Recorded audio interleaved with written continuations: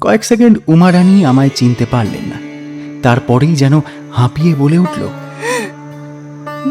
দাদা। অন্য কোনো কথা তার মুখ দিয়ে বেরোল না।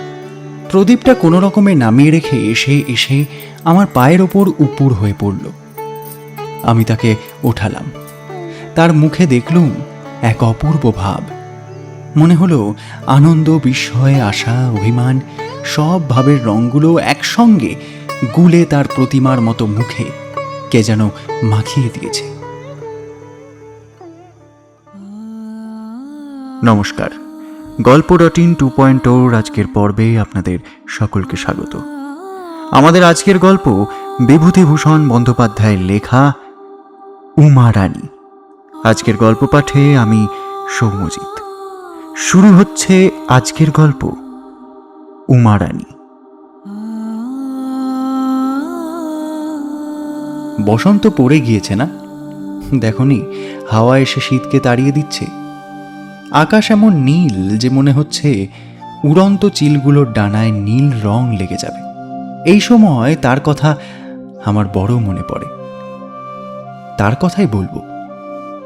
মেডিকেল কলেজ থেকে বার হয়ে প্রথম দিন কতক গভর্নমেন্টের চাকরি নেবার বৃথা চেষ্টা করবার পর যে মাসে আমি একটা চা বাগানের ডাক্তারি নিয়ে গৌহাটিতে চলে গেলাম, সেই মাসেই আমার ছোট বোন শৈল শ্বশুর বাড়িতে কলেরা হয়ে মারা গেল।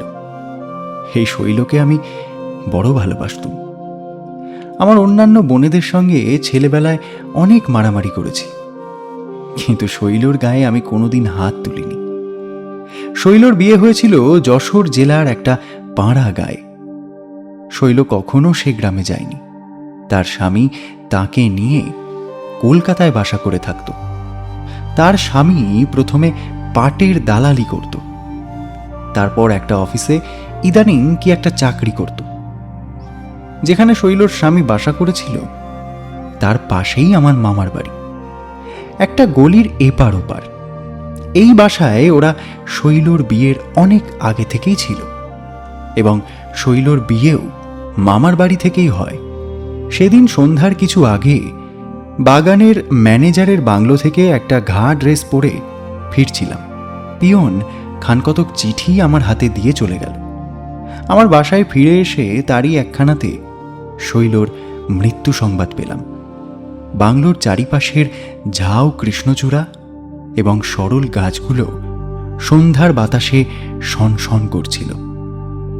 আমার চোখের সামনে সমস্ত চা বাগানটা, দূরের ঢালু পাহাড়ের গাটা, মারঘেরিটা, 2 নম্বর বাগানের ম্যানেজারের বাংলোর সাদা রংটা।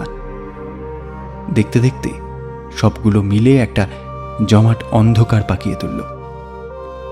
আলো জ্বালিয়ে চুপ করে ঘরের মধ্যে বসে রইলাম। বাইরের হাওয়া খোলা দুয়ার জানলা দিয়ে ঢুকতে লাগলো। অনেক দিনের শৈল যে। কলকাতা থেকে ছুটি পেয়ে যখন বাড়ি যেতুম, শৈল বেচারি আমায় তৃপ্তি দেবার পন্থা খুঁজে ব্যাকুল হয়ে পড়ত। কোথায় কুল, কোথায় কাঁচা তেঁতুল, কার গাছে কদবেল পেকেছে, আমি বাড়ি আসবার আগেই শৈল এসব ঠিক করে রাখত।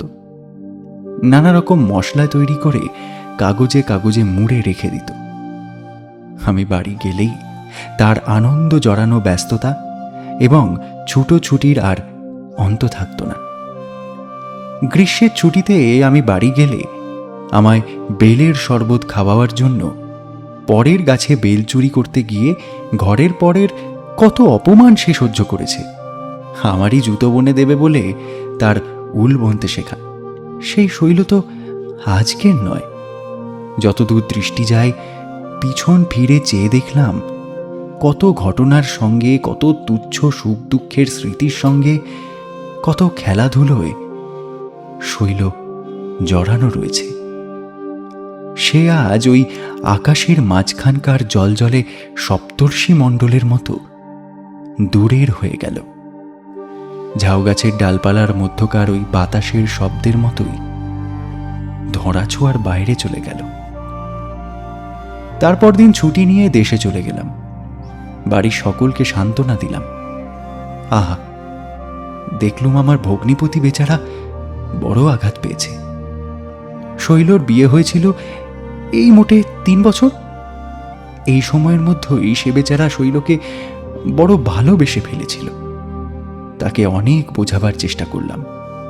শৈল প্রথম বুনতে শিখেই আমার ভগ্নিপতির জন্য গলা বন্ধ বুনেছিল। সেটা আঁত তৈরি অবস্থায় পড়ে আছে। ভগ্নিপতি সেইটে আমার কাছে দেখাতে নিয়ে এলো। সেইটে দেখে আমার মনের মধ্যে কেমন একটু হিংসা হলো। আমার জুতো বুনে দেওয়ার জন্য উল বুনতে শিখে শেষে কিনা নিজের স্বামীর গলা বন্ধ আগে বুনতে যাওয়া। তবুও তো সে আজ নেই। পরে আবার গৌহাটি ফিরে গিয়ে যথারীতি চাকরি করতে লাগলাম। দেশ থেকে এসে আমার ভগ্নিপতির সঙ্গে প্রথম প্রথম খুব পত্র লেখালেখি ছিল। তারপর তা আস্তে আস্তে বন্ধ হয়ে গেল। তার আর বিশেষ কোনো সংবাদ রাখতাম না। তবে মাঝে মাঝে মামার বাড়ির পত্রে জানতে পারতুম সে অনেকের অনুরোধ সত্ত্বেও পুনরায় বিবাহ করতে রাজি নয়। বিবাহ সে আর নাকি করবেই না। এই রকম করে বিদেশে অনেক দিন কেটে গেল। দেশে যাওয়ার বিশেষ কোনো টান না থাকতে দেশে বড় যেতুম না। আমার মা বাবা অনেক দিন মারা গিয়েছিলেন। বোনগুলির সব বিয়ে হয়ে গিয়েছিল। আমি নিজেও তখন অবিবাহিত। কাজেই আমার পক্ষে দেশ বিদেশ দুই সমান ছিল। চা বাগানের কাজের কোনো বৈচিত্র্য ছিল না। সকালবেলায় ডাক্তারখানায় বসে নীরস একঘেয়েভাবে কুলিদের হাত দেখা, কলের পুতুলের মতো ঔষধ লিখে দেওয়া, এই আর কি। রোগ তাদের যেন বড় একঘেয়ে রকমের। সাদা জ্বর, হিল ডায়রিয়া, বড় জোর কালা জ্বর, কালে ভদ্রে একাধটা টাইফয়েড কিংবা শক্ত রকমের নিউমোনিয়া। যখন হাতে কাজকর্ম বিশেষ থাকতো না তখন পড়তুম। না হয় আমার একটা খেয়াল আছে অপটিক্সের বা আলোকতত্ত্বের চর্চা করা, তাই করতুম। বাংলোর একটা ঘর এই উদ্দেশ্যে আধার ঘর বা ডার্ক রুমে পরিণত করে নিয়েছিলাম। কলকাতা থেকে প্রতি মাসে অনেক ভালো ভালো লেন্স ও অপটিক্সের বই সব আনাতাম। বছর তিনেক এইভাবেই কেটে গেল। এই সময় মামার বাড়ির পত্রে জানলুম আমার ভগ্নিপতি আবার বিবাহ করেছে।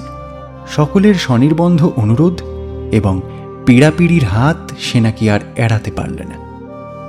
এতে মনে মনে আমি তাকে কোনো দোষ দিতে পারলুম না। শৈলর প্রতি তার ভালোবাসা অকৃত্রিম।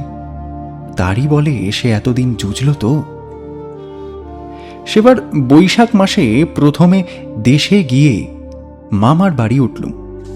আমার এমন কতকগুলো কথা অপটিক্স সম্বন্ধে মনে এসেছিল যা একজন বিশেষজ্ঞের নিকট বলা নিতান্ত আবশ্যক ছিল। আমার এক বন্ধু সেবার বিলেত থেকে এসে প্রেসিডেন্সি কলেজে বস্তু বিজ্ঞানের অধ্যাপকে নিযুক্ত হয়েছিল। তার সঙ্গে সেসব বিষয়ের কথাবার্তা বলবার জন্যই আমার একরকম কলকাতায় আসা। তার ওখানে যাতায়াত আরম্ভ করলাম। সেও খুব উৎসাহ দিল। আমি অপটিক্স নিয়ে একেবারে মেতে উঠলাম। এই অবস্থায় একদিন সকালবেলা বারান্দায় বসে পড়ছি, হঠাৎ আমার চোখে পড়ে গেল সামনের বাড়ির জানলাটায়। সেইটাই আমার ভগ্নিপতির বাসা। দেখলুম কে একটা অপরিচিতা মেয়ে ঘরের মধ্যে কি একটা কাজ করছে। আমার দিক থেকে শুধু তার সুপুষ্ট হাত দুটি দেখা যাচ্ছিল। আমার মনে হচ্ছিল তার পিঠের দিকটা খুব চওড়া। একটু পরেই সেই ঘরের ভেতর ঢুকল আমার ভগ্নিপতির বোন টুনি। টুনির বিয়ে হয়ে গিয়েছে, বোধহয় সম্প্রতি শ্বশুর বাড়ি থেকেই এসেছে। আমি গৌহাটি থেকে এসে পর্যন্ত তাদের বাড়ি যাইনি। টুনিকে দেখে ডেকে জিজ্ঞাসা করলুম, টুনি, টুনি, এই ওই মেয়েটি কি নতুন বউ? হ্যাঁ দাদা। তা দেখি একবার। টুনি মেয়েটিকে ডেকে কি একটা বলল। তাকে জানলার কাছে নিয়ে এসে তার ঘোমটা খুলে দিলে। ভালো দেখা গেল না। গলির এপারে আমাদের মামাদের বাড়িটা উঠে গলির ওপারের বাড়ির ঘরগুলোকে প্রায় অপটিক চর্চার ডার্ক রুম করে তুলেছিল। দিনমানেও তার মধ্যে আলো যায় না। ভালো দেখতে না পেয়ে বললাম, তা হ্যাঁ রে, তা কিছুই তো দেখতে পেলুম না। টুনি হেসে উঠল, বললে, আপনি যে ওখান থেকে দেখতে পাবেন না তা তো আমি জানি, তার ওপর তো আবার চশমা নিয়েছেন। আপনি এসে পর্যন্ত তো এ বাড়িতে একবারও আসেননি দাদা, আজ দুপুরবেলা একবার আসবেন। দুপুরবেলায় ওদের বাড়ি গেলাম। বাড়ি ঢুকতেই মনে হলো 4-5 বছর আগে ভাইফোঁটা নিতে শৈলর নিমন্ত্রণেই এ বাড়িতে এসেছিলাম। তারপর আর এ বাড়ি আসিনি। দালান পার হয়ে ঘরে যেতে বাড়ির মেয়েরা সব আমায় ঘিরে দাঁড়ালেন। তাদের সঙ্গে কথাবার্তা শেষ হয়ে গেলে টুনি বলল, দাদা, বউ দেখবেন, আসুন।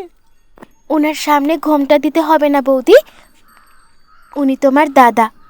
মেয়েটি আধঘোমটা অবস্থায় গলায় আঁচল দিয়ে আমার পায়ের কাছে প্রণাম করলে। দিব্যি মেয়েটি তো, রং খুব গৌরবর্ণ, ভারী সুন্দর মুখখানির গড়ন, একরাশ কোঁকড়া কোঁকড়া ঠাঁস বুনানি কালো চুল মাথা ভর্তি, বেশ মোটাসোটা গড়ন। বয়স বোধ হয় 14-15 হবে। টুনির মা বললেন, মেয়েটির বাপ পশ্চিমে চাকরি করেন, সেখানেই বরাবর থাকেন। ওই এক মেয়ে, অন্য কোনো ছেলেপুলে নেই। তাদের সঙ্গে কি জানাশোনা ছিল তাই এখানেই সম্বন্ধ ঠিক করে বিয়ে দিয়েছেন। মেয়েটি প্রণাম করে উঠে দাঁড়ালে আমি তার হাত ধরে তাকে কাছে নিয়ে এলুম। বাঁ হাতে তার ঘোমটা আরেকটু তুলে দিয়ে বললুম, আমার কাছে লজ্জা করো না খুকি, আমি যে তোমার দাদা। তোমার নামটি কি? তার চোখের অসংকোচ দৃষ্টি দেখে বুঝলুম মেয়েটি সেই মুহূর্তেই আমার বোন হয়ে পড়েছে। সে খুব মৃদুস্বরে উত্তর দিল, উমা রানী। আচ্ছা আচ্ছা, আমরা আর কতক্ষণ দাঁড়িয়ে থাকবো? এসো উমারানী, এই চৌকিটায় বসো, তোমার সঙ্গে একটু কথা বলি। আমি চৌকিতে তাকে কাছে নিয়ে বসলুম। খানিকক্ষণ তার সঙ্গে এ কথা সে কথা নানা কথা কইলুম। জিজ্ঞাসা করলুম, বাড়ি ছেড়ে এসে বড় মন কেমন করছে, তাই না? উমারানী একটু হেসে চুপ করে রইল। তোমার বাবা কোথায় থাকেন? মাও। আমি মাউয়ের নাম কখনো শুনিনি। জিজ্ঞাসা করলাম, মাও সে কোনখানে বলো দেখি? সেন্ট্রাল ইন্ডিয়ায়। ও আচ্ছা, তা তোমার বাবা সেখানে কি কাজ করেন? কমিসারিয়েটে চাকরি করেন। তোমার আর কোনো ভাই বোন নেই? না, আমার পর আমার আর এক বোন হয়, সে আতুরেই মারা যায়, তারপর আর হয়নি। বাড়ি ছেড়ে অনেক দূর এসেছে। ভাবলুম হয়তো বাপ মায়ের কথা বলতে মেয়েটির মনে কষ্ট হচ্ছে। কথার গতি ফিরিয়ে দেবার জন্য জিজ্ঞাসা করলুম, আচ্ছা তুমি লেখাপড়া জানো উমারানী? আমি সেখানে মেয়েদের স্কুলে পড়তাম, বাংলা পড়া হয় না বলে বাবা ছাড়িয়ে নেন, তারপর বাড়িতে বাবার কাছেই পড়তাম। তা বাংলা বই বেশ পড়তে পারো? পারি। আমি উমারানীর কথাবার্তা কইবার ভাবে ভারী আনন্দিত হলাম। এমন সুন্দরভাবে মাটির দিকে চোখ দুটি রেখে সে কথাগুলি বলছিল যে আমার বড় ভালো লাগলো। আমি তার মাথায় একটা আদরের ঝাঁকুনি দিয়ে বললুম, বেশ বেশ, ভারী লক্ষ্মী মেয়ে। আচ্ছা, অন্য আর এক সময় আসবো, এখন আসি। দাঁড়িয়ে উঠছি, উমারানী আবার সেই গলায় আঁচল দিয়ে আমার পায়ের কাছে প্রণাম করলে। আমি তাকে বললুম, খুব শান্ত হয়ে থেকো কিন্তু উমারানী, কোনো দুষ্টুমি যেন করো না, তাহলে দাদার কাছে, বুঝলে তো? উমারানী হেসে ঘাড় নিচু করে রইল। এর 5-6 মাস পরে পুজোর সময় আবার মামার বাড়ি গেলুম। অষ্টমী পুজোর দিন দিনব্যাপী পরিশ্রমের পর একটা বড় ক্লান্তি বোধ হওয়াতে সন্ধ্যার আগে একটা ঘরের খাটে শুয়ে ঘুমিয়ে পড়েছিলুম। আমার মামার বাড়ি পুজো হতো। সমস্ত দিন নিমন্ত্রিতদের অভ্যর্থনা করা, পরিবেশন করা প্রভৃতি নানা কাজে বড় খাটতে হয়েছিল। অনেক রাত্রে উঠে খেতে গেলুম। আমার ছোট ভাই খাবার সময় বললে, অনেকক্ষণ ঘুমিয়েছিলেন তো দাদা? দিদি এসেছিলেন আরতির সময়। আপনাকে দেখবার জন্য আপনার ঘরে গেলেন। আপনি ঘুমিয়ে আছেন দেখে আপনার পায়ে হাত দিলেন আপনাকে উঠানোর জন্য, কিন্তু আপনি উঠলেন না। তারপর তারা সব চলে গেলেন। তিনি নাকি পরশু বাপের বাড়ি চলে যাবেন। আপনি অবশ্যই একবার ও বাড়ি যাবেন কাল। আপনার সঙ্গে দেখা না হওয়ায় দিদি বড় দুঃখ করে গিয়েছেন। আমি ঘুমের ঘোরে কথাটা তলিয়ে না বুঝে বললাম, দিদি মানে? ও বাড়ির উমা রানী? হ্যাঁ, দিদি, টুনি দি, এরা সব আরতির সময় এসেছিলেন কি না? উমা রানীর কথা আমার খুব মনে ছিল। তার সেই ভক্তিনম্র মধুর ব্যবহারটুকু আমার বড় ভালো লেগেছিল, তাই তাকে ভুলিনি। এবার চা বাগানে গিয়ে মেয়েটির কথা অনেকবার ভেবেছি। তারপর দিন সকালে উঠে কাজকর্মের পাশ কাটিয়ে এক ফাঁকে ওদের বাড়ি গেলুম। বাইরে কাউকেই না দেখতে পেয়ে একেবারে ওদের রান্নাঘরের মধ্যে চলে গেলুম। টুনির মা বললেন, এসো বাবা, তা এতদিনে এসেছো? এ বাড়ি কি একবারও আসতে নেই? আমি সময়োচিত কি একটা কৈফিয়ত দিলুম। উমা রানী মাছ কুটছিল। আমি যেতেই তাড়াতাড়ি রান্নাঘর থেকে বেরিয়ে বাইরে চলে গেল। একটু পরে হাত ধুয়ে এসে আমার পায়ের কাছে প্রণাম করলে। টুনির মা বললেন, বৌমা, সতীশকে দালানে নিয়ে গিয়ে বসাও গে, এখানে এই ধোঁয়ার মধ্যে। দালানে যেতেই টুনি কোথায় ছিল এসে বলে উঠল, এ কি দাদাজি, কি ভাগ্যি আমার! বৌদি তো একেবারে দাদা বলে মরে। সব দিন তোমার কথা জিজ্ঞাসা করে, দাদা পুজোর ছুটিতে বাড়িতে আসবেন তো। দাদার দায় পড়ে গিয়েছে খোঁজ করতে। 4-5 দিন এসেছেন। এ বাড়ির চৌকাট মারালে চণ্ডী কি অশুদ্ধি হয়ে যায় শুনি? আমাকে একটু অপ্রতিভই হতে হলো। উমা রানীর কোঁকড়া চুলে ভরা মাথাটিতে হাত বুলিয়ে দিতে দিতে বললুম, তা হ্যাঁ রে রানী, দাদার কথা তাহলে ভুলিসনি? টুনির কথায় মেয়েটির খুব লজ্জা হয়েছিল। সে মুখ নিচু করে আমার কাপড়ের কোণ হাতে নিয়ে চুপ করে নাড়তে লাগল। আমি দালানে একটা খাটের ওপর বসেছিলুম। উমা রানী নিচে আমার পায়ের কাছটিতে বসেছিল। আমি জিজ্ঞাসা করলাম, শচীশ বলছিল দিদি চলে যাবে সোমবারের দিন, সে কথা কি ঠিক? উমা রানী নত মুখেই উত্তর দিল, হ্যাঁ, বাবা চিঠি দিয়েছিলেন একাদশীর দিন নিয়ে যাবেন, কিন্তু আজও তো এলেন না। ওর গলার সুরটা যেন একটু কেঁপে গেল। ওর বিরহী বালিকার হৃদয়টি মা বাপের জন্য ভূষিত হয়ে উঠেছে বুঝে সান্ত্বনার সুরে বললাম, আসবেন আসবেন, আজ তো মোটে নবমী। আচ্ছা, কলকাতা কেমন লাগছে রানী? বেশ ভালো। আমি তার নত মুখখানির দিকে চেয়ে বললাম, তা নয় রে রানী, ভালো কখনোই লাগেনি। দাদার খাতিরে ভালো বললে চলবে না। কোথায় পশ্চিমের অমন জলহাওয়া আর কোথায় ধুলো ধোয়া, ভালো লাগতেই পারে না। উমা রানী একটুখানি হেসে চুপ করে রইল। জিজ্ঞাসা করলুম, তা পশ্চিমে পুজো হয় রে রানী? ঠিক এ দেশের মতো হয় না। হিন্দুস্তানিরা কি একটা করে, সে অনেকটা এই রকমের। আর সেখানে এ সময় রামলীলার খুব ধুম হয়। আমি উঠে আসবার সময় উমা রানী আবার একবার আমার কাছে নত হয়ে প্রণাম করল। আমি বললুম, রানী, আমি যতবার আসবো যাব ততবারই কি আমায় একটা করে প্রণাম করতে হবে? উমা রানী বোধহয় এই প্রথমবার আমার দিকে চোখ তুলে তাকিয়ে বলল, কাল বিকেলে আসবেন দাদা? এর আগে উমা রানী কখনো আমায় দাদা বলে ডাকেনি। আমি ওর দাদা ডাক শুনে বড় আনন্দ পেলুম। বললুম, কাল তো বিজয়া দশমী, তা আসবো বই কি। তার পরদিন বিজয়া দশমী। সন্ধ্যের পর ওদের বাড়ি গেলুম। সকলকে প্রণাম করলুম। টুনি এসে বলল, আপনি দালানের পাশের ঘরে যান, ওখানে বৌদি আছেন।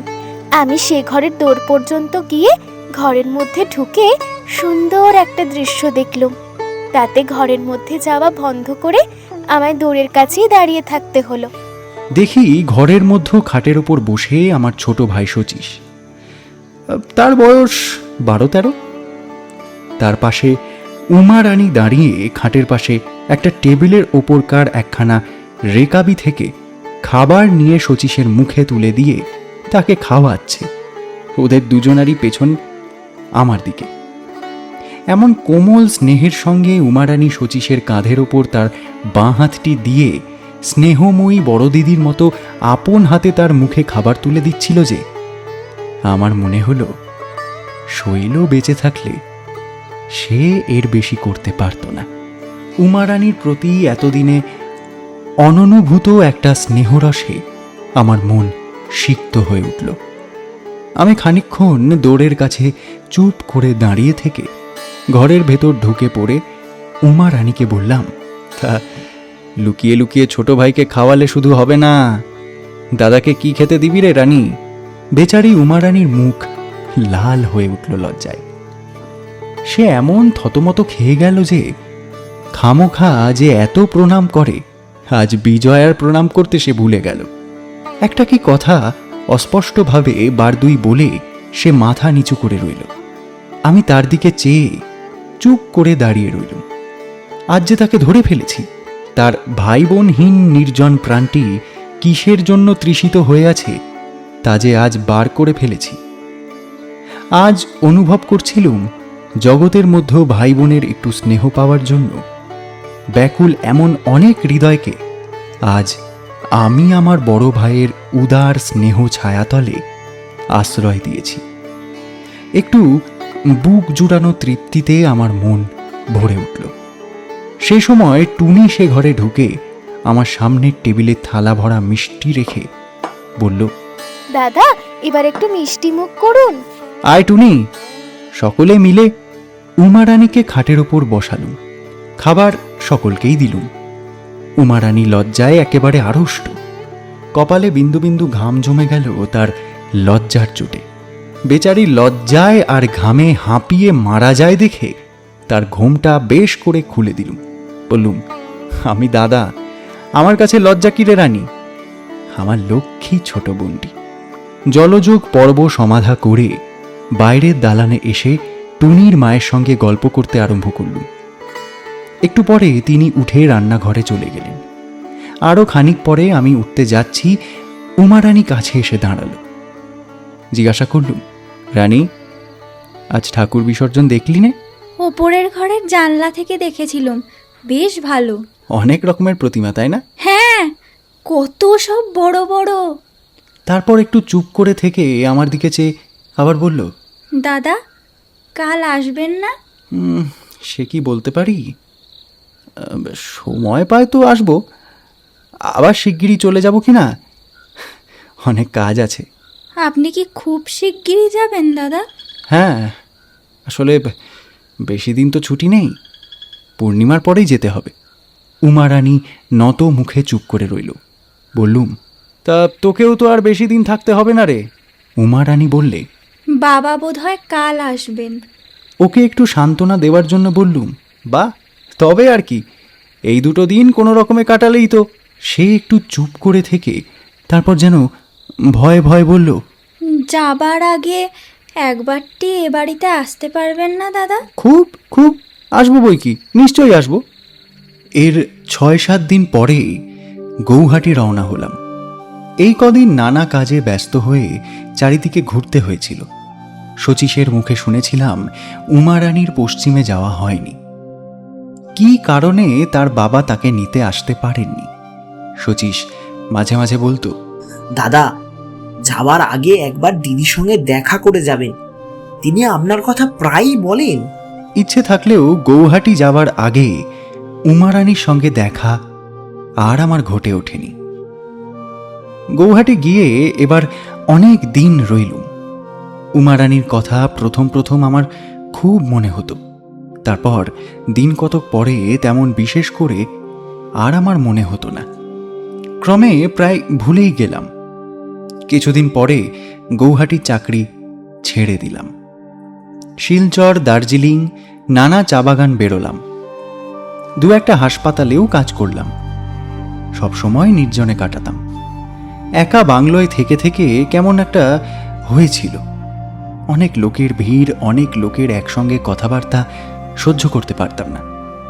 এখানে সন্ধ্যায় পাহাড়ের দেওয়ালের গায়ে কুমকুম ছাড়ানো সূর্যাস্ত, চা ঝোপের চারপাশ ঘেরা গোধূলির অন্ধকার, গভীর রাত্রির একটা স্তব্ধ গম্ভীর ভাব, আর সরল গাছের ডালপালার মধ্যে বাতাসের বিচিত্র সুর, ওই আমার কাছে বড় প্রিয়, বড় স্বস্তিকর বলে মনে হতো। বসবার ঘরটিতে সাজিয়ে রেখেছিলুম জগতের যুগ যুগের বিজ্ঞানীদের বই, জলনার, হেলমহলস, গিকি, লোগান, ডসন, যাদের আলোক সামান্য প্রতিভা আমাদের সুন্দরী বসুন্ধরার অতীত শৈশবের, তাঁর রহস্যময় বালিকা জীবনের তমসাচ্ছন্ন ইতিহাসের পাতা আলোকোজ্জ্বল করে তুলেছে, যাদের মনীষার যোগদৃষ্টি অসীম শূন্যের দূরতা ভেদ করে বিশাল নক্ষত্র জগতের তত্ত্ব অবগত হচ্ছে, তাদের সঙ্গে অনেক রাত পর্যন্ত কাটাতাম। জগতের রহস্য ভরা অন্ধিসন্ধি তাদেরই প্রতিভার তীব্র সার্চ লাইট পাতে উজ্জ্বল হয়ে তবে তা আমাদের মতো সাধারণ মানুষের দৃষ্টির সীমার মধ্যে আসছে। এইরকম প্রায় 7-8 বছর পরে আবার কলকাতায় গেলাম। ভাবলাম কলকাতাতেই প্র্যাকটিস আরম্ভ করব। মামার বাড়ি গিয়ে উঠলাম। শুনলাম সামনের বাড়িটায় আমার ভগ্নিপতিরা আর থাকে না। তারা প্রায় বছর 5-6 হলো দেশে চলে গিয়েছে। কয়েক মাস কলকাতাতেই কাটল।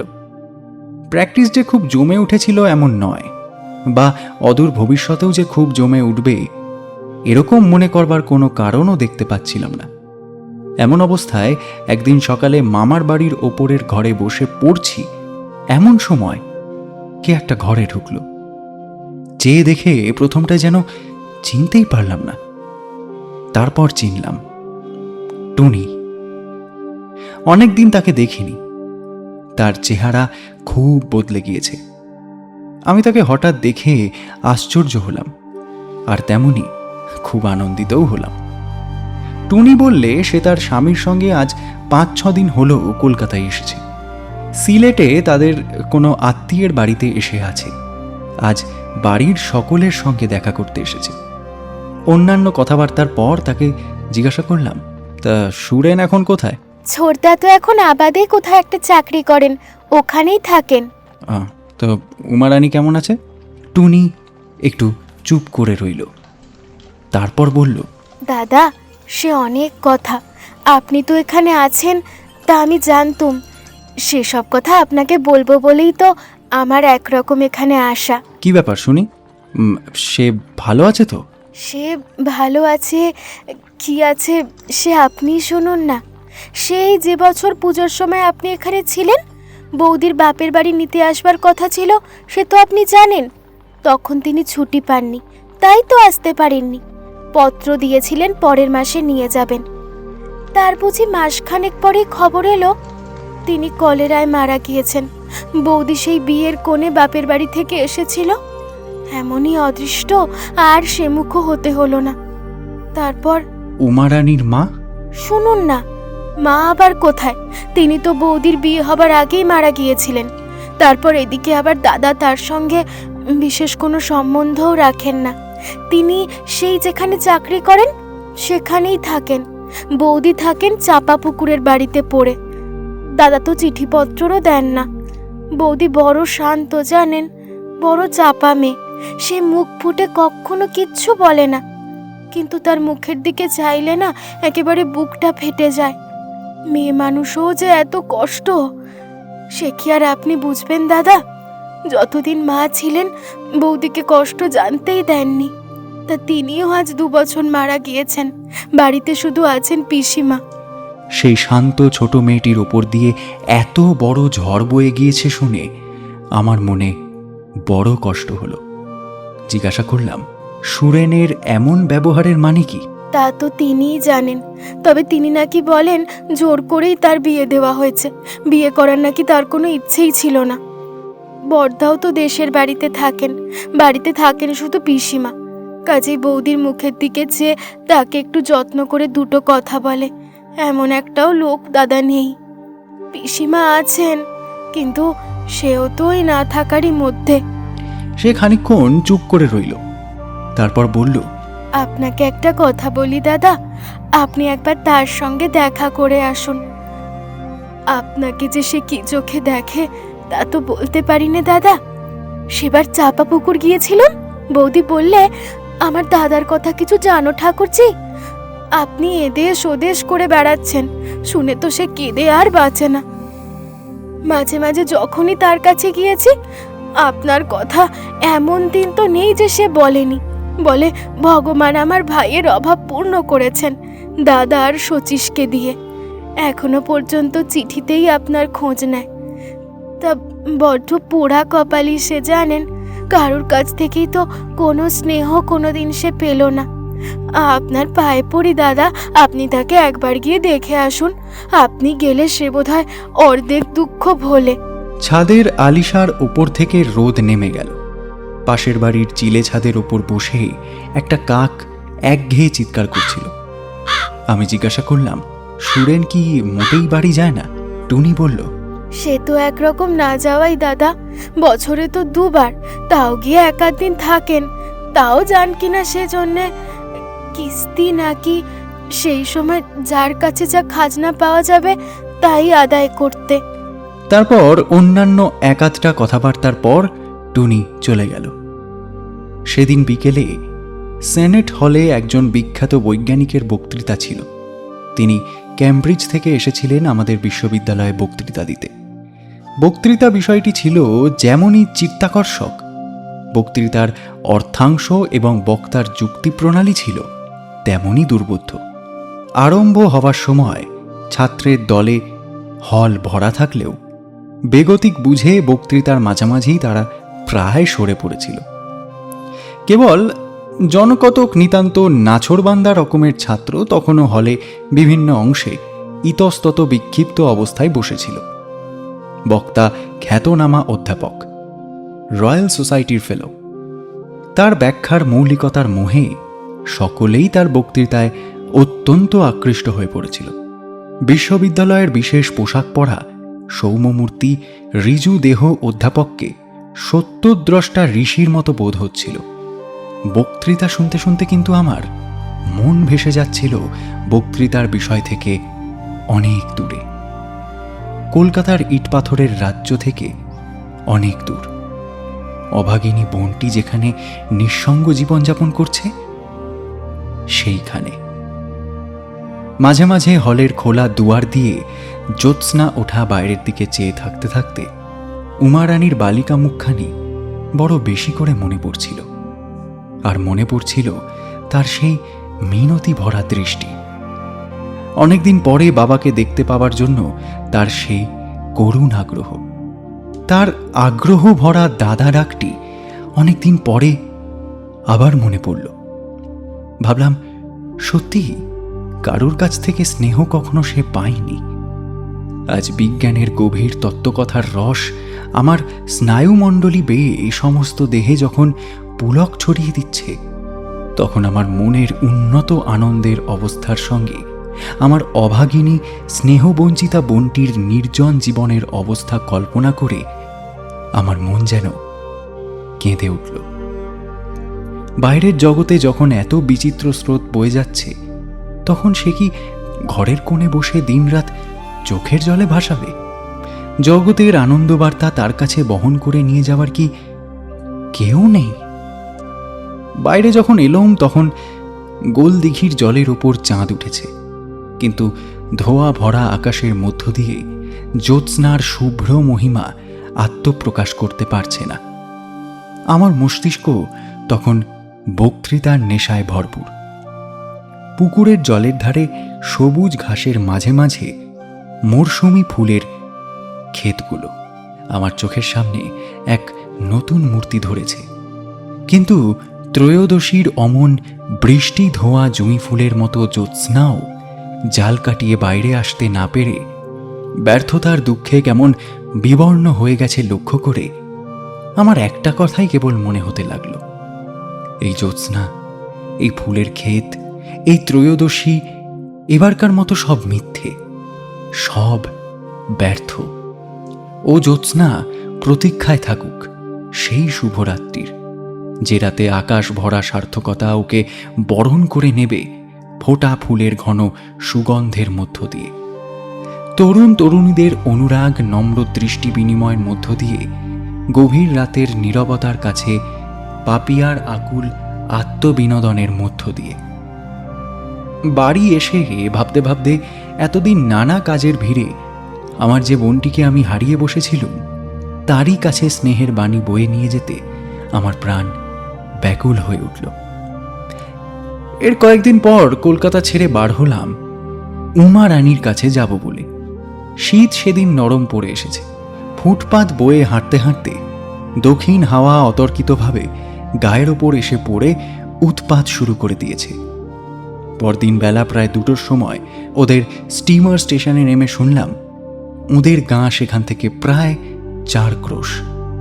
হেঁটে যাওয়া ছাড়া নাকি আর কোনো উপায় নেই। কোনো রকম যানবাহনের সম্পূর্ণই অভাব। কখনো এদেশে আসেনি। জিজ্ঞাসা করতে করতে পথ চলতে লাগলো। কাঁচা রাস্তার দুধারে মাঠ, মাঝে মাঝে লতাপাতায় তৈরি বড় বড় ঝোপ। কোনো কোনো ঝোপের তাজা সবুজ ঘন গুনানির মাথা আলো করে ফুটে আছে সাদা সাদা মেটে আলুর ফুল। মাঠে মাঠে মাটির ঢেলার আড়ালে ঝুপসি গাছে দ্রোণ ফুলের খই ফুটে আছে। মাঠ ছাড়ালে গ্রামের মধ্য দিয়ে যেতে মাটির পথের ওপর অভ্যর্থনা বিছিয়ে রেখেছে রাশি রাশি সজনে ফুল। গ্রামের হাওয়া আমের বোলের আর বাতাবি লেবু ফুলের গন্ধে মাতাল। বুনো কুলে আর বইচি গাছের বনে কোনো কোনো মাঠ ভরা। পড়ন্ত রোদে গাছপালার তলায় যখন ঝোপের মধ্যে ফাঁকা জায়গায় ছোট ছোট পাখির দল কিচকিচ করছে, মাঝে মাঝে কোনো কোনো জঙ্গলের কাছ দিয়ে যেতে যেতে কোনো অজ্ঞাত বনফুলের এমনই সুগন্ধ বেরোচ্ছে যে তার কাছে খুব দামি এসেন্সের গন্ধ হাড় মেনে যায়।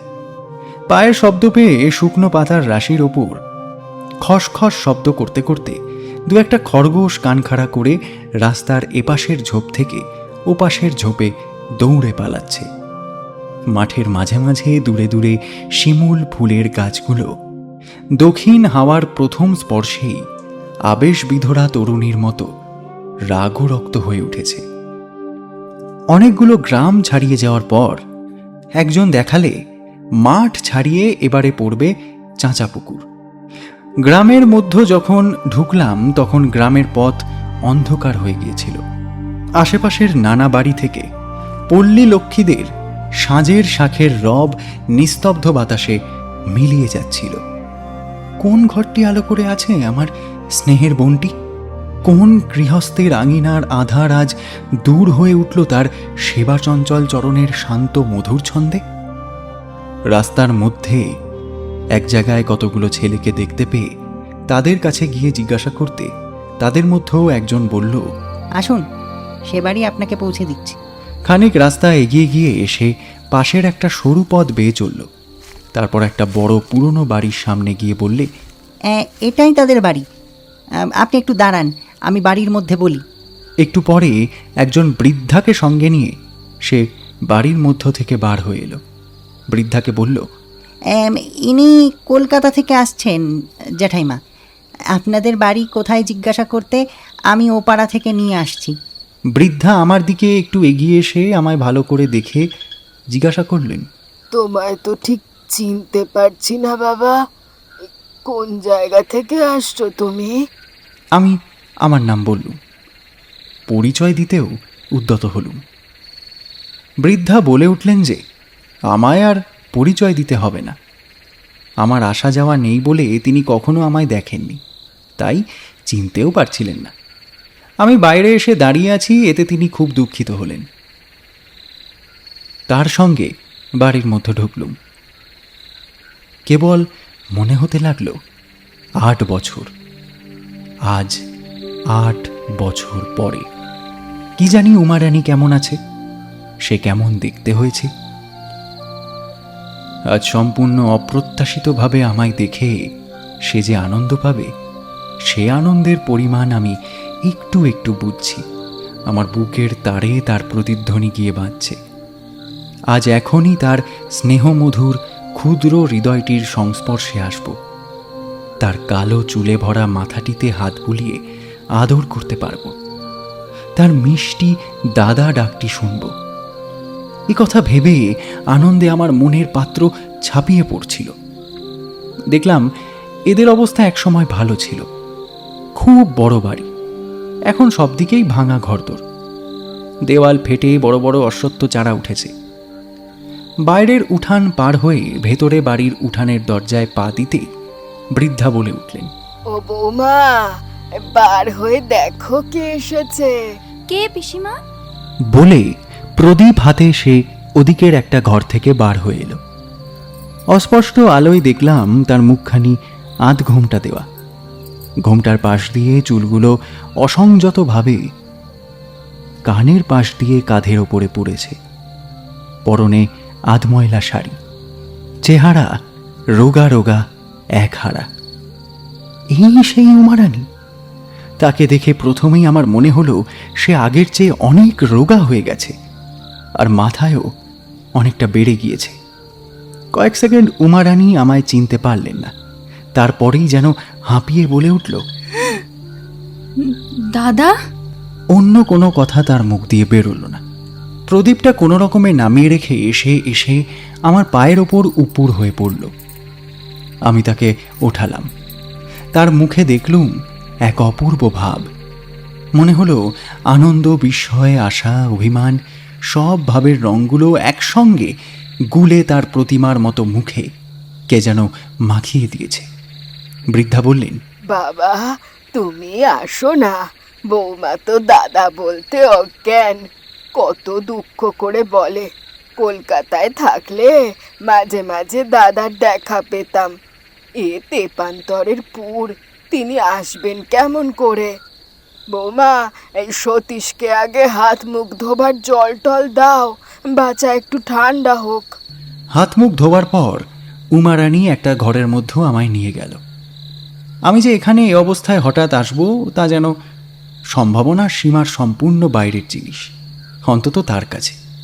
তাই বেচারার মুখ দিয়ে কথা বার হচ্ছিল না। তার আবেগকে স্বাভাবিক গতি লাভের সুযোগ দেবার জন্য আমিও কোনো কথা বলছিলাম না। একটুখানি দুজনে চুপ করে থাকার পর উমারানী বলল, দাদা, এতদিন পরে বুঝি মনে পড়ল? আমি আগেকার মতোই তার মাথার দুপাশের চুলগুলোয় হাত বুলিয়ে দিতে লাগলাম। বললাম, রানী, আসতে পারিনি হয়তো নানা কাজে, কিন্তু এ কথা মনে ভাবিসনি যে ভুলে গিয়েছিল। তো চেহারা যে একেবারে শুকিয়ে গিয়েছে রে, বড্ড কি অসুখ বিসুখ হয়? 8 বছর আগেকার সেই ছোট্ট মেয়েটির মতো মুখ নিচু করে একটুখানি হেসে সে চুপ করে রইল। জিজ্ঞাসা করলুম, আচ্ছা রানী, আমি আসবো এ কথা ভেবেছিলি? তার 2 চোখ জলে ভরে এলো। বললে, কি করে ভাববো দাদা? আমি আপনাদের আবার দেখতে পাবো, আদর যত্ন করতে পারবো, এমন কপাল যে আমার হবে, তা কি করে ভাববো? এলোমেলো যেসব চুল তার ঘোমটার আশেপাশে পড়েছিল সেগুলো সব ঠিক মতো সাজিয়ে দিতে দিতে বললুম, সেই জন্যেই তো এলুম রে। আর তোদের দেখবার ইচ্ছে বুঝি আমার হয় না? ভাবিস বুঝি দাদাদের মন সব শান বাঁধানো? তাই আজ 2-3 দিন ধরে আমার বাঁ চোখের পাতা অনবরত নড়ছে দাদা। আজ ও বেলা যখন ঘাটে যাই তখন বড্ড নেচেছে। পিসিমাকে বলতে পিসিমা বললেন, মেয়ে মানুষের বাঁ চোখ নাচলে নাকি ভালো হয়। আমার কথা তোর মোটেই মনে ছিল না, তাই না রে রানী? সে এ কথার কোনো উত্তর দিল না। তার 2 চোখ দিয়ে জল গড়িয়ে পড়ল। জিজ্ঞাসা করলুম, হ্যাঁ রে, সুরেন বাড়ি থেকে গিয়েছে কতদিন? সে নতমুখে উত্তর দিল, প্রায় 8 মাস। চিঠিপত্র দেয়? উত্তরে সে ঘাড় নেড়ে জানালো, হ্যাঁ। তার মুখের ভাবে বুঝলুম যে তার বড় ব্যথার স্থানে আমি ঘা দিয়েছি। দুঃখিনী বোনটির এলোমেলো চুলে ঘেরা মুখখানির দিকে তাকিয়ে স্নেহে আমার মন গলে গেল। রুমাল বার করে তার চোখের জল মুছিয়ে দিলুম। কত রাত তার এইরকম চোখের জলে কেটেছে তার খোঁজ তো কেউ রাখেনি। তার সাক্ষী আছে কেবল আকাশের ওই গহন অন্ধকার আর চারিপাশের গাছপালার মধ্যকার ওই ঝিঝি পোকার রব।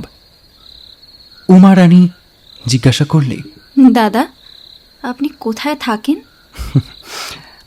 আগে নানা জায়গায় ঘুরছিলুম, এখন ঠিক করেছি কলকাতাতেই থাকব। আপনি বিয়ে করেছেন দাদা? না রে, বিয়েতে তাড়াতাড়ি কি, সে একদিন করলেই হবে। ছোট মেয়েটির মতন ঠোঁট দুটি অভিমানে ফুলে উঠল।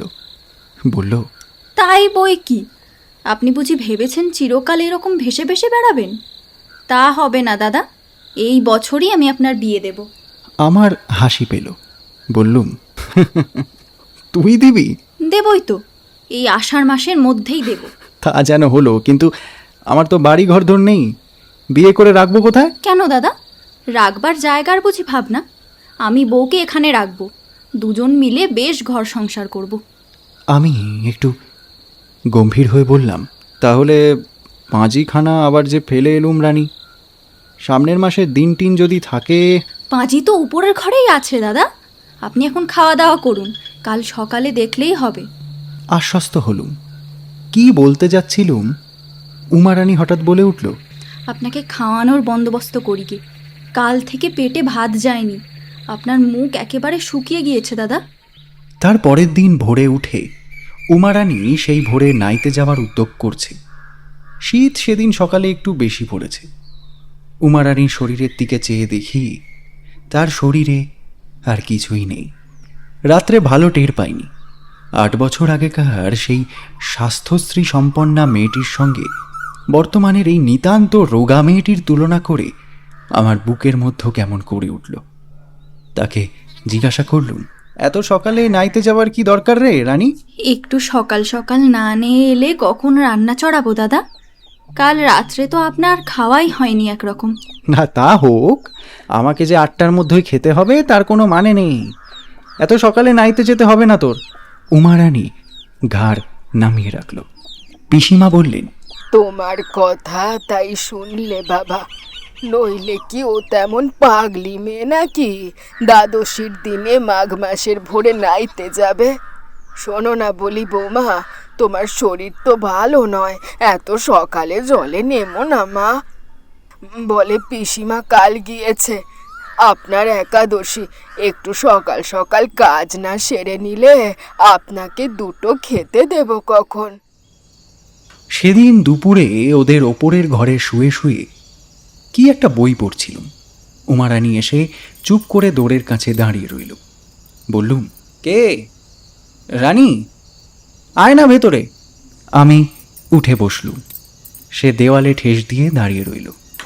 দেখলুম তার শরীর আগেকার চেয়ে খুব রোগা হয়ে গিয়েছে, কিন্তু তার মুখখানি প্রতিমার মতোই টলটল করছে।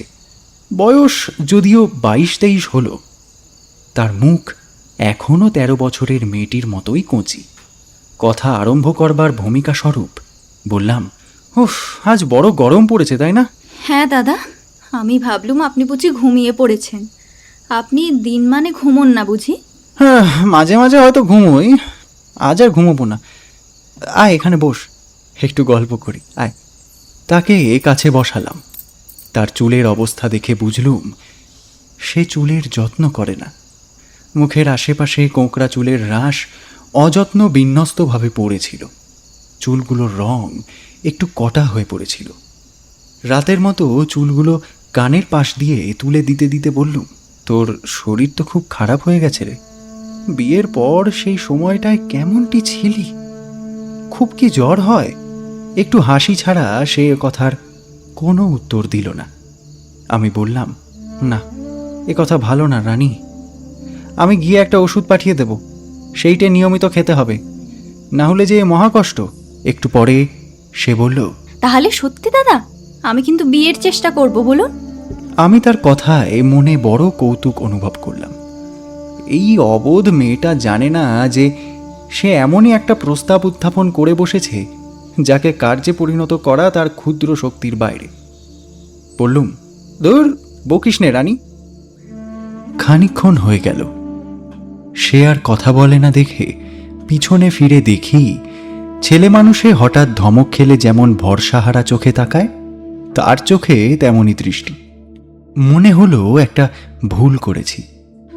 উমারানী সেই ধরনের মেয়ে যারা নিজেকে জোর করে কখনো প্রচার করতে পারে না, পরের ইচ্ছের সঙ্গে ইচ্ছে মিলিয়ে দিয়ে স্রোতের জলের শ্যাওলার মতো যারা জীবন কাটিয়ে দিতেই অভ্যস্ত। স্নেহ মুখে এসে আবোল তাবোল বকছিল।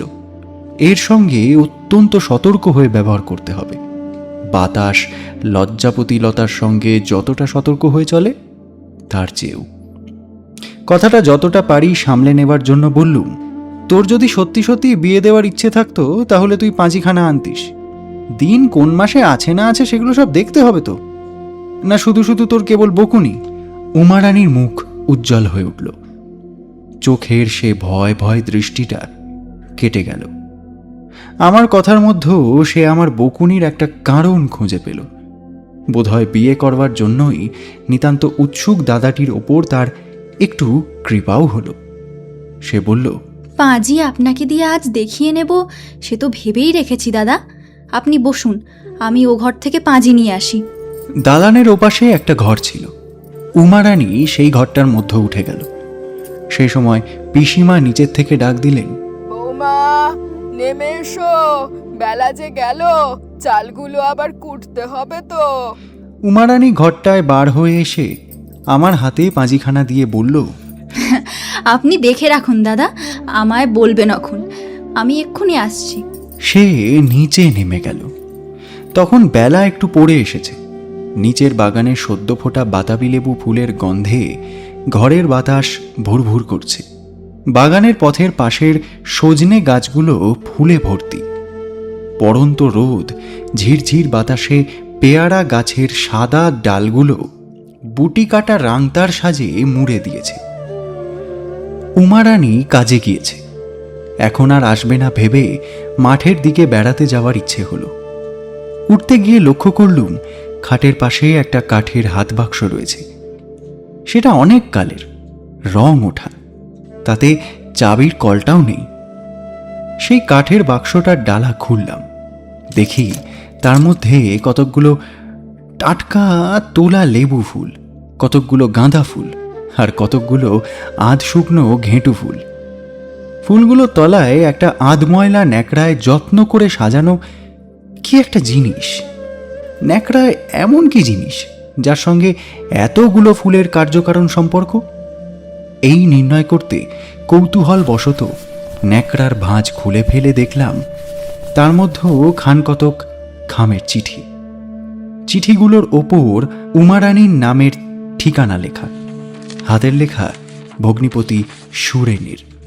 তা পোস্ট অফিসের মোহর দেখে বুঝলাম চিঠিগুলো 5-6 বছরের পুরনো, একখানা কেবল 1 বছর আগের লেখা।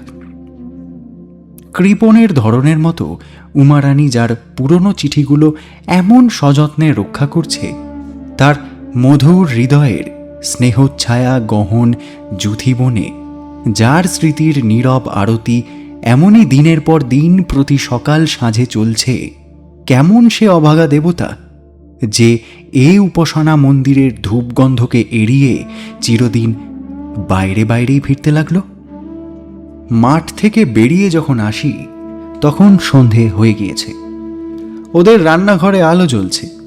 আমার পায়ের শব্দ শুনে উমারানী বললে, দাদা এলেন? আমি উত্তর দেওয়ার আগেই সে হাসি মুখে রান্নাঘর থেকে বার হয়ে এলো। বলল, দাদা বুঝি আমাদের দেশে বেরিয়ে বেড়াচ্ছেন? কোন দিকে বেরিয়ে এলেন? নদীর ধারে বুঝি? তারপর সে বলল, দাদা আপনি রান্নাঘরে বসবেন, আমি আপনার জন্য পিঁড়ি পেতে রেখেছি। পিসিমা বললেন, ছি ছি ছি ছি, বৌমার যত অনাথ চেষ্টি, এখানে বাজাকে ধোয়ার মধ্যে বসিয়ে রাখা। আমার কোনো কষ্ট হবে না, এখানেই বসি পিসিমা। রান্নাঘরের মধ্যে গিয়ে বসলুম। উমারানী খাবার তৈরি করে রেখেছিল, আমায় খেতে দিল। তারপর কাজ করতে বসে গেল। দেখলুম সে অনেকগুলো চালের গুঁড়ো, ময়দা ইত্যাদি উপকরণ দিয়ে খুব উৎসাহের সঙ্গে পিঠে তৈরি করতে শুরু করেছে। পিসিমা খুবই বৃদ্ধা, তিনি কাজকর্ম বিশেষ কিছু করতে পারেন না। খাটতে সবটাই হচ্ছিল উমা রানী। রোগা মেয়েটির অবস্থা দেখে বড়ই কষ্ট হলো। ভাবলুম, কেন অনর্থক পিঠে করতে বসে মিথ্যে কষ্ট পাওয়া। সেবার আনন্দে উমারানী যা করতে বসেছে তার বিরুদ্ধে কোনো কথা বললুম না অবশ্য। জিজ্ঞাসা করলুম, রানী, আমায় পিঠে করতে শিখিয়ে দিবি? উমারানীর বড় লজ্জা হলো। মুখটি নিচু করে সে বলল, দাদা, আমরা বেঁচে থাকতে পিঠে খাওয়ার ইচ্ছে হলে আপনাকে কি পিঠে গড়ে নিতে হবে যে আপনি পিঠে গড়তে শিখবেন? না, তোমার দাদার পিঠে খাবার ইচ্ছে ছিল বলেই তো এই 7 লঙ্কা পাড়ি দিয়ে এসে তোমার এখানে খেয়ে যাবেন। উমারানী চুপ করে রইল। আমি বললাম, তা কেন পিসিমা, ও তার আর এক উপায় বার করেছে, শোনেননি বুঝি? কি বাবা? ও এই আষাঢ় মাসের মধ্যেই ওর দাদার বিয়ে দেবে। তা বৌমা তো ঠিকই বলেছে, এত বড়টি হয়েছ, আর কি বিয়ে টিয়ে না করা ভালো দেখায় নাকি? সংসারই হতে হবে তো। উমারানী বলে উঠল, হ্যাঁ, ভালো কথা দাদা। দিন তখন তো আর দেখা হলো না পাঁজিতে, আমি আর ওপরে যেতে পারলুম না। অবশ্যই করে বলবেন খাওয়ার পর রাত্রে। বলবো রে বলবো, এতদিন তো মনে ছিল না তোর, এখন সামনে পেয়ে বুঝি দাদার ওপর ভারী মায়া? হ্যাঁ, ও তোমার তেমন পাগলি বোন নয় বাবা, সে কথা বুঝি বৌমা বলেনি তোমায়? আজ 3-4 বছর হলো ওরা যখন প্রথম কলকাতা থেকে এখানে আসে, তখন বৌমা এক জোড়া পশমের জুতো বুনে রেখেছে তোমার জন্য। বলে দাদা দুঃখ করেছেন যে আমার বোন আমার জুতো বুনে দেবার জন্য উল বোনা শিখে প্রথম কিনা জুতো বুনলো তার স্বামীর। তা আমি এবার দাদাকে পশমের জুতো পরাবো। তারপর ওদের আর কলকাতা যাওয়াই তো হলো না, সুরেনের অন্য জায়গায় চাকরি হলো। তুমিও তো আর এদিকে আসোনি বাবা। কাল তুমি আসতে বৌমার যে কি আহ্লাদ, আমায় কি বললে জানো? বললে, পিসিমা, আমার এবার স্বাদ পুরলো, এতদিন পর দাদাকে আমি পশমের জুতো পরাতে পারবো। উমারানীর চোখ দুটি লজ্জায় নিচু হয়ে রইল। প্রদীপের আলোয় উজ্জ্বল তার মুখখানি কিশোরীর মুখের মতো এমন লাবণ্য মাখা অথচ কচি মনে হচ্ছিল যে বোধ হলো নোলক পড়লে তাকে এখনো বেশ মানায়। তারপর নানা কথায় আর খাওয়া শেষ হতে অনেক রাত হয়ে গেল। সেদিন অনেক রাত্রি যখন ওপরের ঘরে শুতে গেলুম, তখন চাঁদ উঠেছে। গভীর রাতের মৌন শান্তি সেদিন বড় করুণ হয়ে বাজল আমার মনে।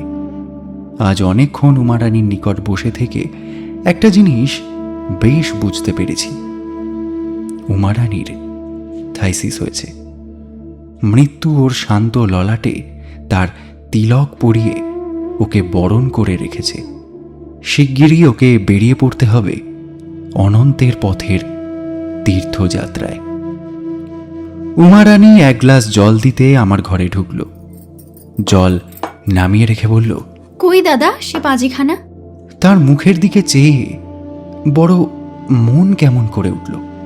বললুম, রানী, এদিকে আয় তো। এ কথা আমার মনে উঠল না যে উমারানী আমার আপন বোন নয়, বা আমাদের দুজনেরই বয়স কম। আমিও যেমন নিঃসংকোচে বললুম, সেও তেমনি নিঃসংকোচে এসে আমার পায়ের কাছে খাটের নিচে মাটিতে বসে পড়ল। 8 বছর আগের মতো আজও ওকে আদর করে তার বিদ্রোহী চুলগুলো কানের পাশ দিয়ে তুলে দিতে দিতে বললুম, রানী, জুতোর কথা কে বলেছিল রে তোকে? উমারানী অসীম নির্ভরতার সঙ্গে ছোট্ট মেয়েটির মতো খাট থেকে ঝোলানো আমার পায়ের ওপর তার মুখটি লুকিয়ে রাখল। ওরে, স্নেহ যদি রোগ সারানোর ওষুধ হতো, তাহলে আমি বড় ভাইয়ের স্নেহ তোকে শিশিতে ভরে দাগ কেটে ডাক্তারি ওষুধের মতো দিয়ে যেতাম। আমার প্রশ্নের কোনো উত্তর তার কাছ থেকে পেলুম না। কেন পেলুম না তাও একটু পরেই বুঝলাম। একমাত্র লোক যে এই জুতোর কথা জানে, বা যার কাছে আমি একসময় একথা বলেছিলুম, সে হচ্ছে সুরেন। সুরেনই বোধহয় বিয়ের পর কোনো এক সময় উমারানীকে কথা বলে থাকবে। বড় ভাইয়ের কাছে ছোট বোনটি তো আর সে কথা বলতে পারে না। বললুম, রানী, একটা কথা জিজ্ঞাসা করি। টুনি বলছিল, মানে সুরেন কি ঠিক চিঠিপত্র দেয়, মানে বাড়ি টাড়ি আসে? উমা রানী বড় জড়সড় হয়ে গেল। আমার কথার কোনো উত্তর দিল না, মুখও তুলে নিলে না। আগের মতো আমার পায়ের ওপর মুখটি লুকিয়ে চুপ করে রইল।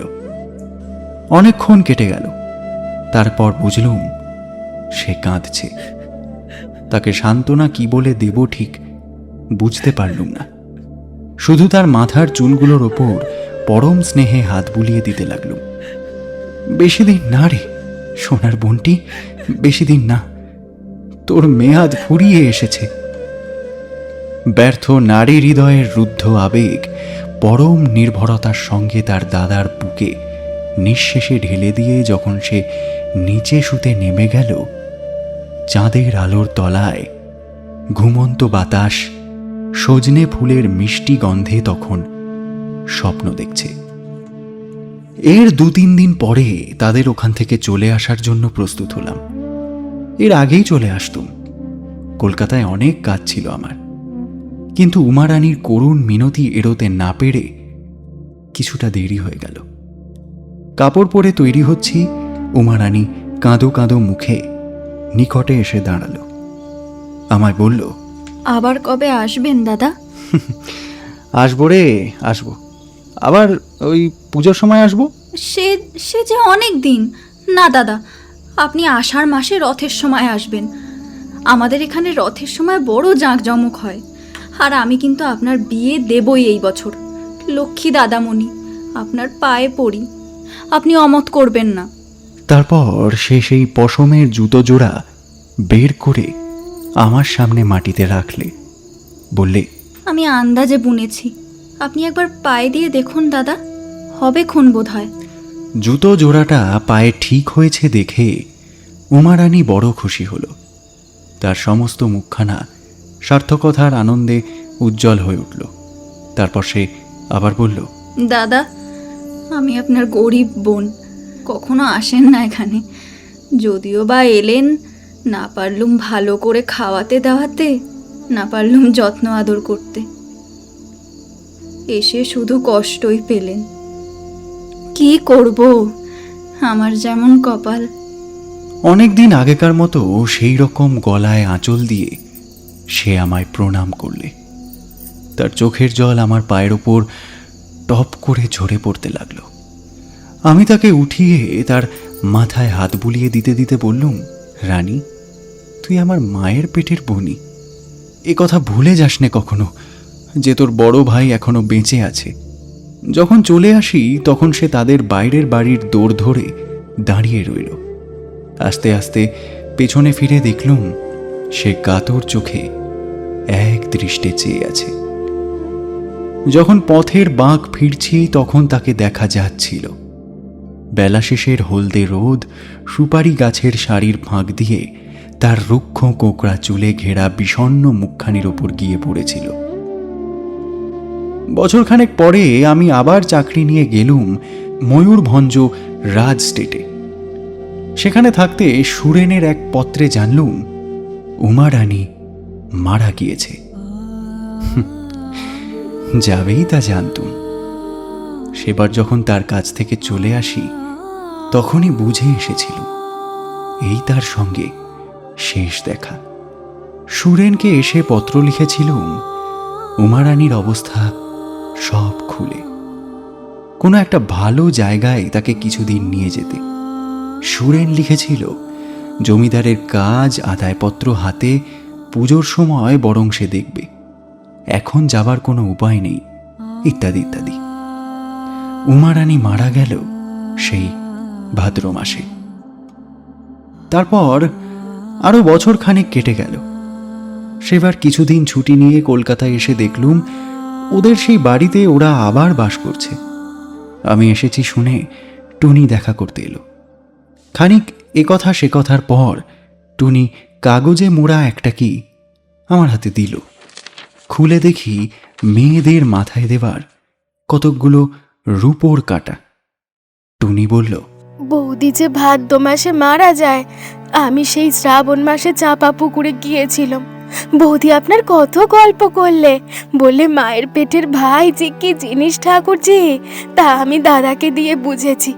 আমার বড় ইচ্ছে আমি দাদার বিয়ে দিয়ে তাকে সংসারী করে দেব।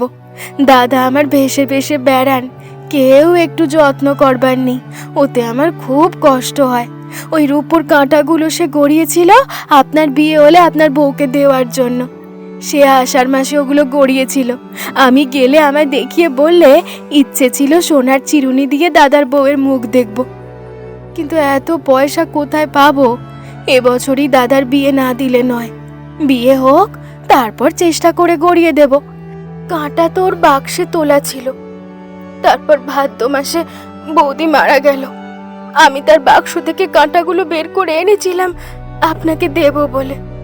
কোথায় পয়সা পাবে?